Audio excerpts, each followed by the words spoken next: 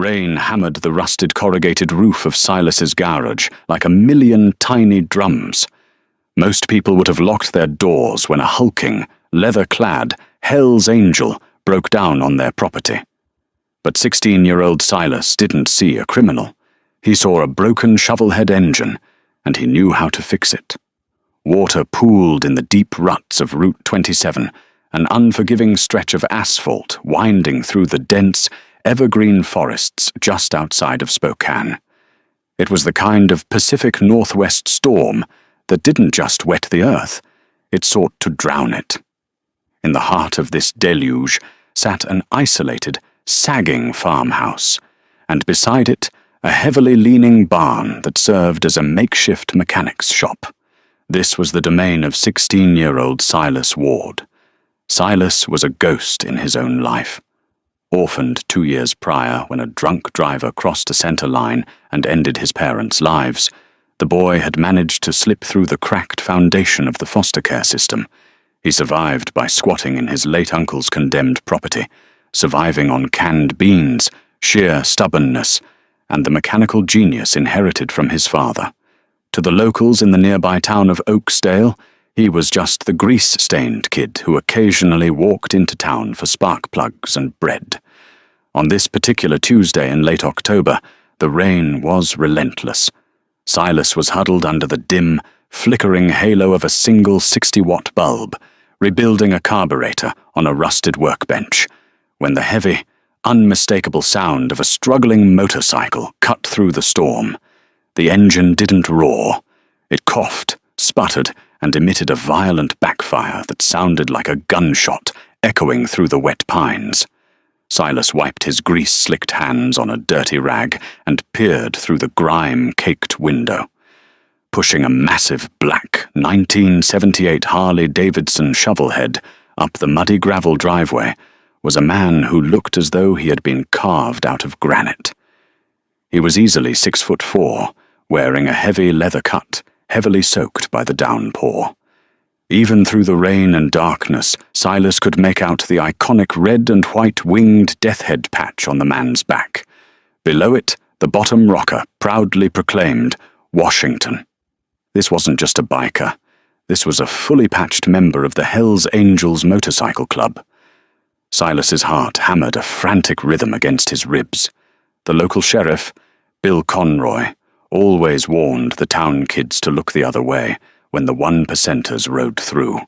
They were men operating by their own brutal set of rules.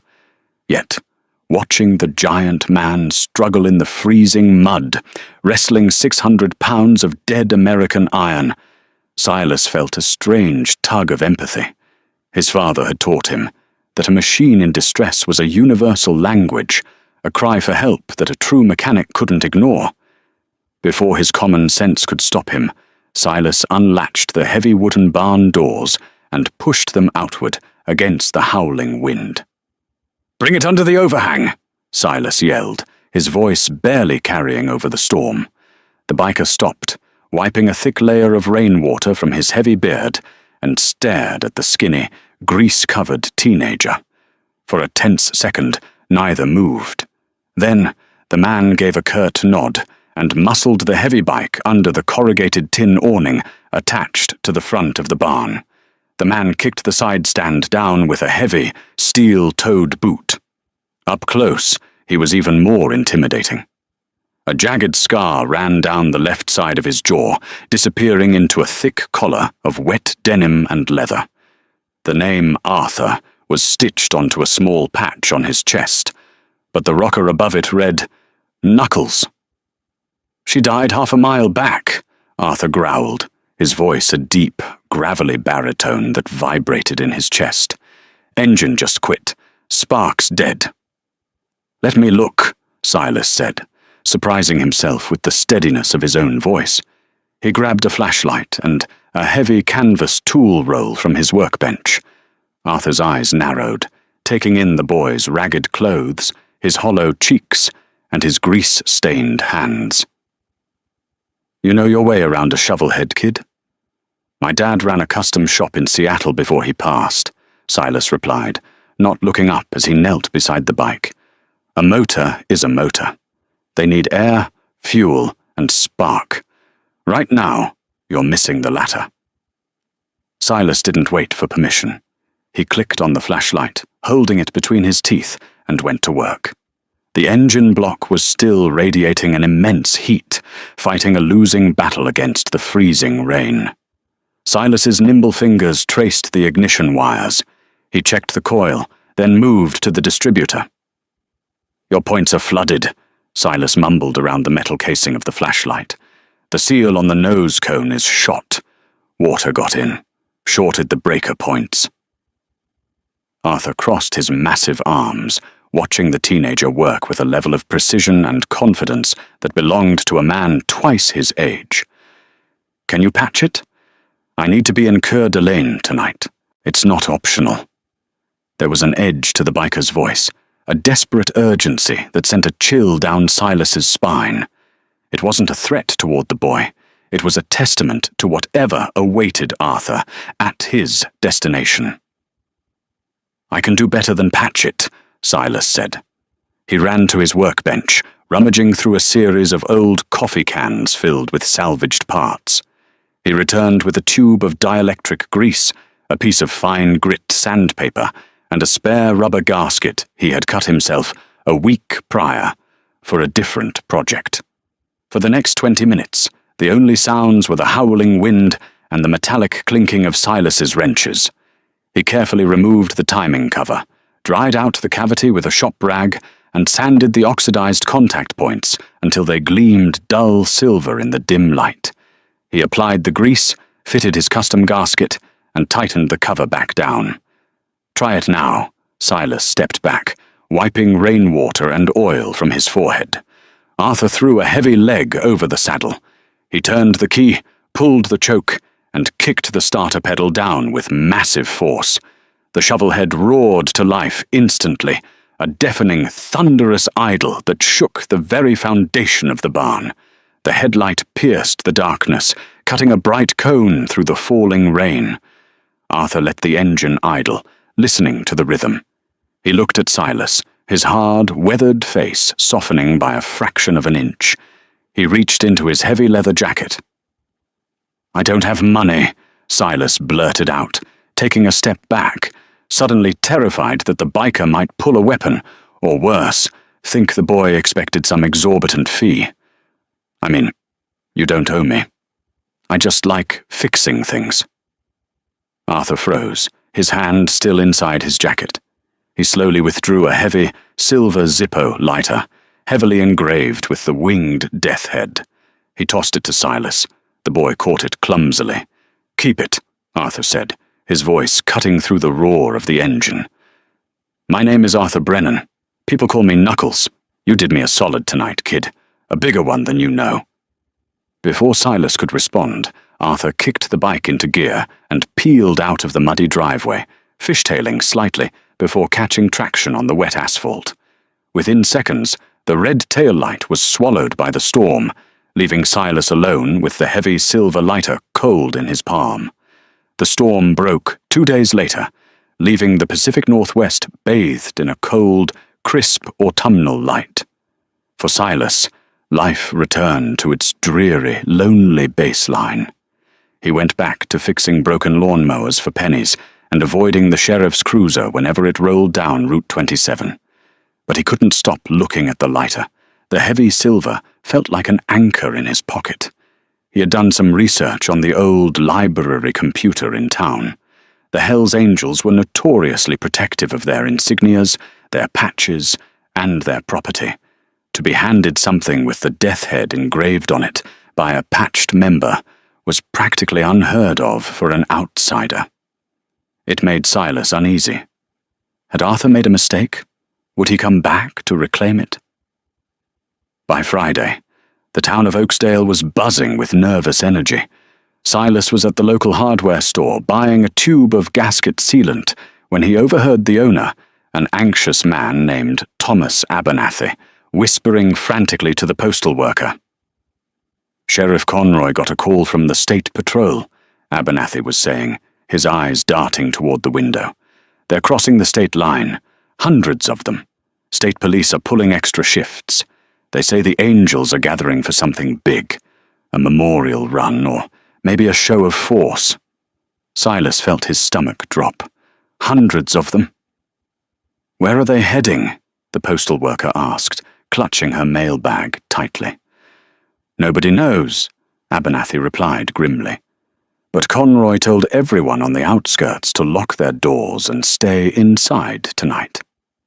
Silas walked back to his isolated farmhouse with a heavy heart. The timing couldn't be a coincidence. Had Arthur told them about the squatter living in the old barn? Were they coming to strip the property, or worse, punish him for handling an Angel's bike?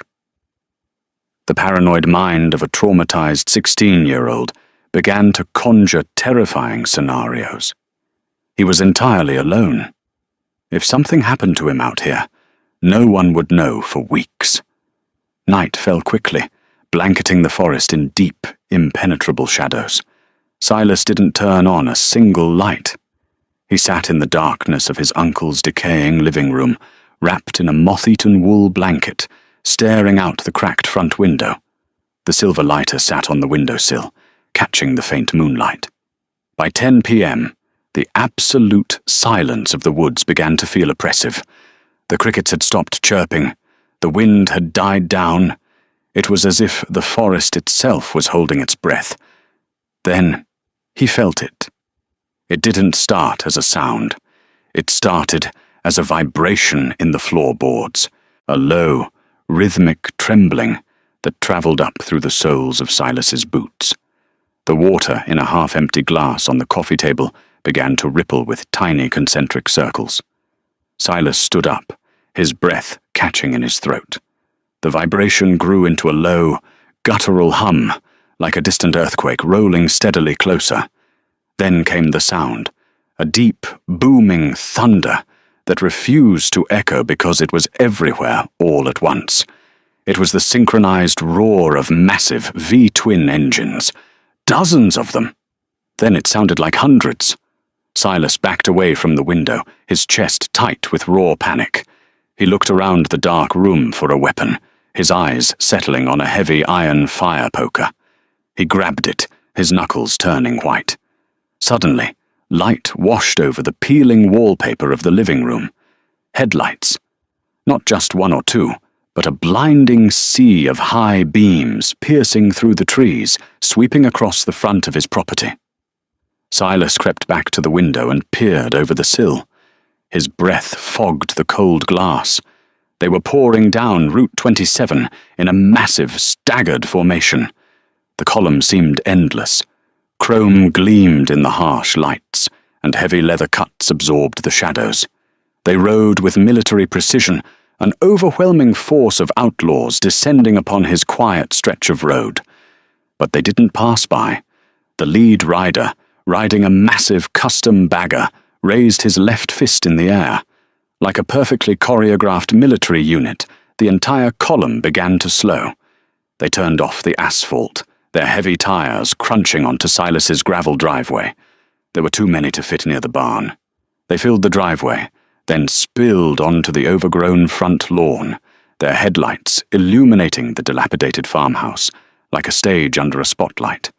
They parked shoulder to shoulder, row after row, stretching all the way back to the highway. Silas's mind went blank with terror. There had to be over 300 of them. Then, the unthinkable happened. The lead rider dropped his hand. In perfect unison, 333 Hells Angels reached down and turned their ignition keys. The deafening roar of the engines was instantly extinguished. The sudden absence of sound was more terrifying than the noise had been. The silence crashed down on the property, heavy and suffocating. 333 bikers sat on their machines in the dark, bathed only in the moonlight and the fading glow of their hot engines. No one shouted. No one revved their throttle. No one dismounted. They just sat there, forming a formidable, silent wall of leather and iron, completely surrounding the boy's house. Inside, Silas gripped the iron poker, trembling violently in the dark. wondering if this was the night his lonely existence finally came to a violent end. Seconds stretched into hours inside the freezing, dilapidated farmhouse. Silas stood completely paralyzed in his living room, his knuckles practically bleeding from gripping the heavy iron fire poker so tightly. Outside, the sea of chrome and leather remained totally motionless. 333 Hell's Angels sat on their bikes, staring at the front door. Footsteps broke the terrible quiet. They were heavy, deliberate, and crunching against the wet gravel of the driveway. Someone had dismounted and was walking toward the front porch. Silas heard the old, rotting wood of the porch steps groan under immense weight. Then came a knock. It wasn't a frantic pounding, nor was it the authoritative strike of law enforcement. It was 3 slow, rhythmic thuds that vibrated through the entire frame of the house. The 16-year-old boy swallowed the dry lump of pure terror in his throat. He knew that ignoring them wasn't an option. You didn't hide from an army. Trembling, he slowly unlocked the deadbolt and pulled the heavy oak door inward just a few inches, keeping the iron poker raised and ready behind the doorframe. Standing on the porch, bathed in the pale moonlight, was Arthur Knuckles Brennan. He wore the same heavy leather cut, but underneath it he wore a crisp black button-down shirt. The fierce, aggressive demeanor he had carried during the storm was entirely gone. Beside him stood an older man. He was slightly shorter than Arthur, but radiated a terrifying aura of absolute, undisputed authority. His grey hair was pulled back tightly, and his leather vest bore the President patch on the left breast, right above the name Grinder Hayes. "Put the iron down, son," Grinder said. His voice was shockingly calm, a quiet rasp that carried more weight than a scream. "If we wanted to hurt you, a fire poker wouldn't make a lick of difference, and we wouldn't have knocked." Silas hesitated, looking between the two men.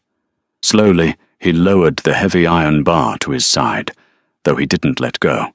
He opened the door a few inches wider. "Why are you here?" Silas asked, his voice cracking violently. "I didn't tell anyone you were here. I didn't say anything to the cops, I swear." Arthur stepped forward slightly, raising a massive, calloused hand to stop the boy's frantic rambling. "I know you didn't, kid. That's not why we're here." The giant biker looked back at the sea of silent men on the lawn, then back down to Silas. "I told you that you did me a bigger solid than you knew the other night. I didn't have time to explain then. I was riding against a clock."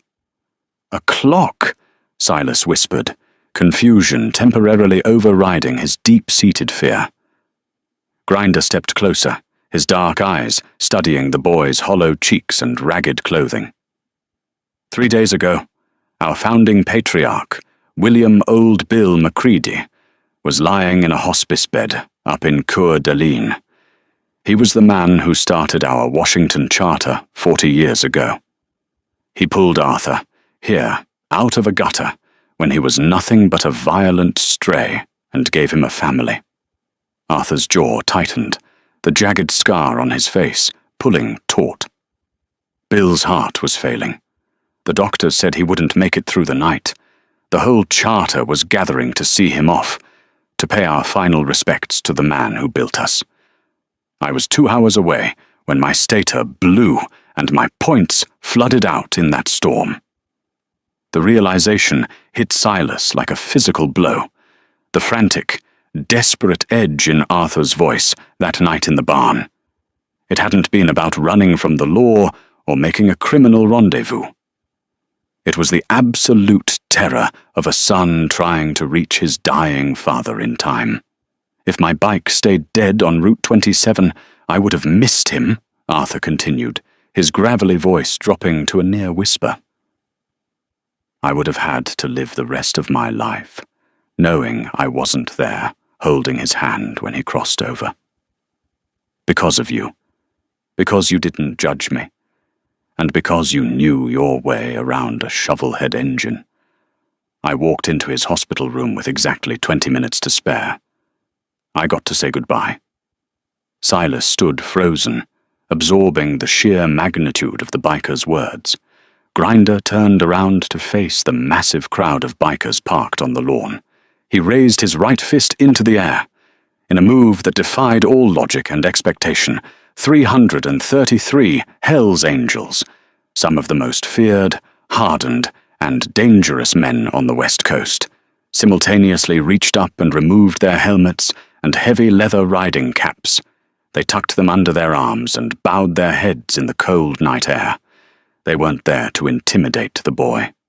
They were there to honor him.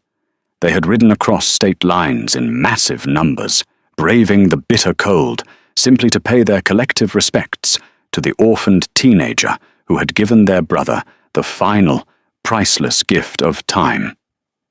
"The Hell's Angels don't forget an insult," Grinder said softly, turning back to Silas. "But we sure as hell don't forget a debt either. And the Washington Nomads owe you a heavy one, Silas Ward." The silence that followed was profound, heavy with an emotion Silas hadn't felt since his parents were buried. He had spent 2 years feeling entirely invisible, a ghost haunting the edges of a town that aggressively pretended he didn't exist. Now, the most visible, loud, and notorious men in the country were bowing their heads to him. But the outlaws weren't finished. Grinder looked past Silas, his sharp eyes taking in the peeling wallpaper, the buckled floorboards, and the condemned notice taped to the inside of the front window. Bikers possessed an underground network of information that rivaled federal agencies. It hadn't taken them long to ask around Oaksdale and uncover the truth about the boy who fixed Arthur's bike. They knew about the drunk driver. They knew about the failed foster system.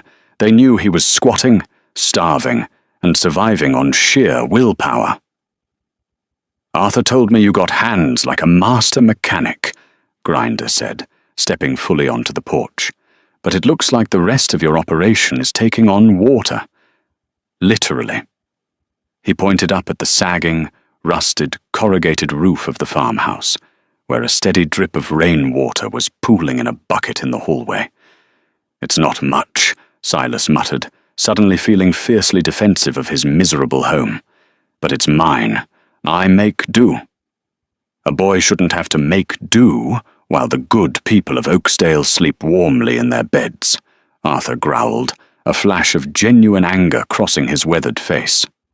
Grinder reached inside his heavy leather cut and pulled out a thick, legal-sized manila envelope. He held it out to Silas. "What is this?" Silas asked, shrinking back slightly. "It's a deed," Grinder replied flatly. "Your uncle owed some back taxes, and the bank was about to foreclose and bulldoze this plot next month.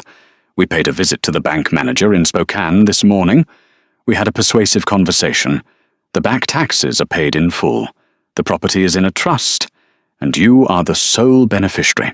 Nobody is kicking you out of this house." Silas's hands shook violently as he took the envelope. He opened the flap and saw the heavy, notarized legal documents inside. It was impossible. It was a miracle wrapped in leather and gasoline.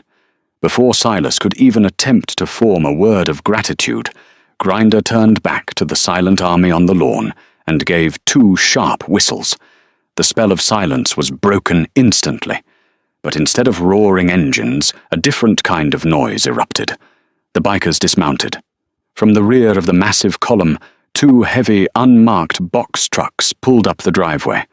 The heavy steel roll-up doors were thrown open, revealing not weapons or contraband, but portable generators, heavy-duty floodlights, lumber, tarps, scaffolding, and massive, red-rolling tool chests. "What are they doing?" Silas gasped, stepping out onto the porch as the floodlights flickered to life, bathing his property in blinding, artificial daylight. "Bikers aren't just riders, kid," Arthur smiled, crossing his huge arms. "Most of these boys are blue-collar to the bone. Carpenters, electricians, roofers, mechanics. We noticed your roof was caving in, and your barn is a stiff breeze away from collapsing. We're squaring the debt. For the next 8 hours, Silas Ward watched a surreal, impossible scene unfold. The Hells Angels swarmed his property with terrifying efficiency. Generators hummed loudly in the background. A crew of 50 men climbed onto the roof of the farmhouse, tearing away the rotted wood and laying down heavy, weather-proof tarps and brand-new shingles. Another crew descended on the barn, reinforcing the structural beams with heavy steel brackets and pouring fresh concrete footings.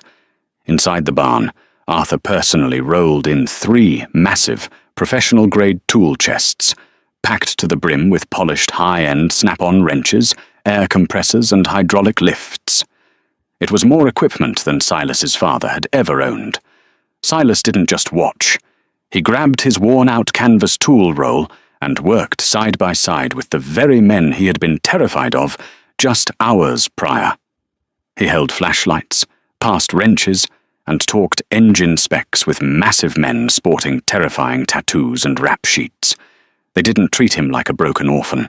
They treated him like an equal, a fellow wrench-turner who understood the soul of a machine. As dawn broke, casting a pale, cold purple light over the Pacific Northwest tree line, the transformation was staggering. The farmhouse had a solid, leak-proof roof. The barn was reinforced, brightly lit, and equipped to function as a high-end commercial motorcycle repair shop. Around 6:30 a.m., a lone vehicle slowly rolled down Route 27. It was Sheriff Bill Conroy's cruiser. The sheriff parked at the edge of the property, his eyes wide with absolute horror as he saw the hundreds of Hells Angels occupying the land. He slowly stepped out of his vehicle, resting his hand nervously on his service weapon. Grinder and Arthur walked down the gravel driveway to meet the lawman. Silas followed closely behind them, no longer afraid. "Hayes," Sheriff Conroy said tightly, nodding at the club president. "You're a long way from your jurisdiction. What exactly is the club doing to this boy's property?" Grinder stopped a few feet from the sheriff, towering over the man. "We're doing your job, Bill," Grinder sneered, his voice dripping with absolute contempt. "We're taking care of a kid your town left to rot in the mud." Conroy looked past the bikers, his eyes widening as he took in the fully repaired roof, the reinforced barn, and the massive stack of firewood, chopped and neatly piled against the porch. "The deed is clear, and the taxes are paid," Grinder continued, stepping so close to the sheriff that their chests almost touched. "Silas Ward owns this land. He's going to run a mechanic shop out of that barn. And I'm telling you this right now, Sheriff. If this boy misses a meal, if his electricity gets cut, or if anyone in Oaksdale gives him an ounce of grief, I won't send a lawyer.